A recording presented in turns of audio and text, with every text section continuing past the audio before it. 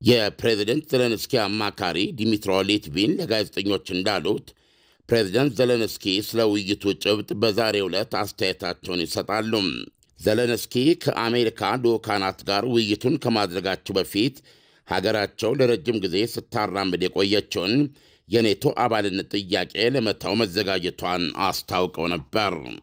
ዘለንስኪ ስምምነት ላይ ለመድረስ ስንል ያሳየነው ይህ የአቋም ማለሳለስ ዝግጁነት ተግባራዊ ሊሆን የሚችለው አሜሪካ፣ የአውሮፓ አጋሮችና ጃፓንና ካናዳ ለዩክሬን በሕግ የሚጸና አሳሪ የኔቶ አንቀጽ 5 አይነት የደህንነት ዋስትናዎች በለውጡ ከሰጡ ነው ብለዋል።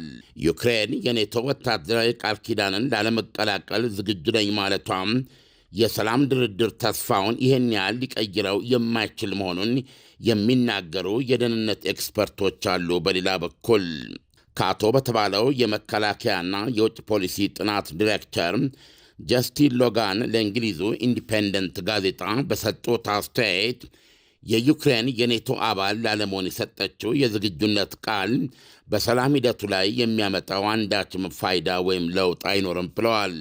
ሎጋን እንደሚሉት የዩክሬን የኔቶ አባል የመሆን ዕድል ከረጅም ጊዜ ጀምሮም ያን ያህል በእውነታነት የታመነበት አልነበረም።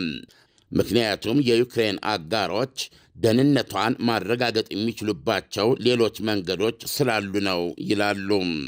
እኚህ ኤክስፐርት እንደሚያምኑት ዘለንስኪ ያቀረቡት የአቋም መለሳለስ ፕሬዚደንት ዶናልድ ትራምፕ ለዩክሬን የጦር መሳሪያ እርዳታ እንዲቀጥሉና ራሽያ ላይ ማዕቀብ እንዲጥሉ ሊያደርጋቸው ይችላል። በቀድሞ የኦባማ አስተዳደር የውጭ ፖሊሲ አማካሪና አሁን ደግሞ የዓለም አንገብጋቢ ጉዳዮች አማካሪ ድርጅት ኃላፊ ብሬት ብሩየን የዘለንስኪን መለሳለስ አበይትና ፋይዳ ያለው እርምጃ ሲሉ ገልጸውታል።